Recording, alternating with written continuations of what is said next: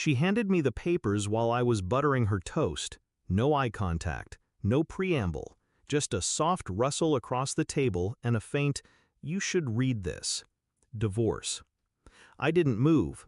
Behind her, her parents were seated on my couch, the same couch I bought for them after the flood ruined the first floor of their house. They were watching a morning game show, smiling. Her father even chuckled when someone on the screen answered Paris instead of Rome. My hands stayed steady. I didn't tear the papers, didn't flip the table, didn't ask why, because I already knew. 3 months earlier, a storm had torn their roof apart. Heavy rains gutted the kitchen. The back wall caved in.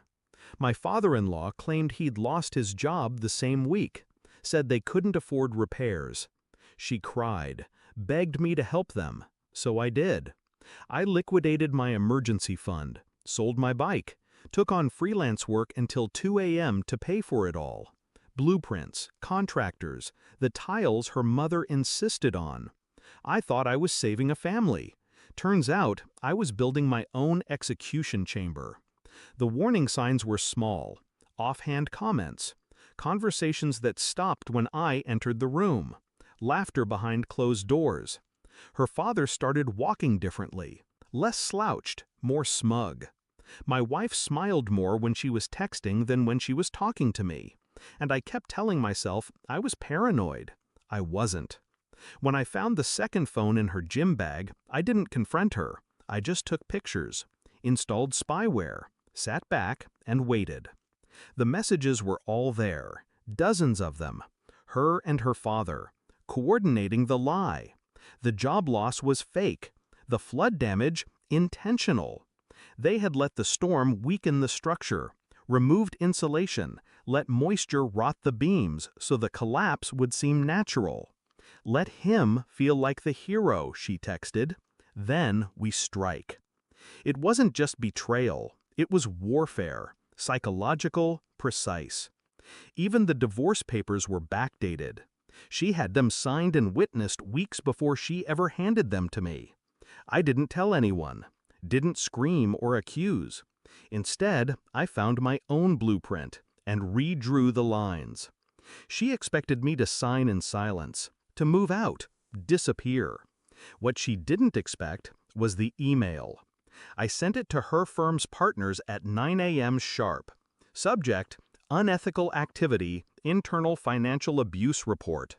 Inside, copies of her father's false insurance claims, texts discussing the staged property damage, recordings of their private conversations, her own voice, describing how she manipulated me into spending my entire savings so I'd have no leverage.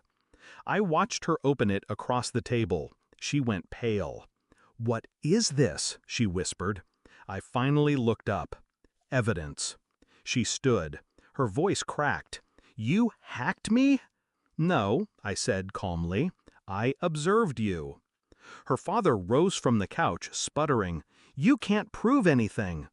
I handed him a printed transcript, his own words, every thread tied in a bow. "Actually, I can." He sat back down, hard. I turned to my wife. "You didn't break me. You funded your own exposure." She looked at me, something between panic and awe in her eyes.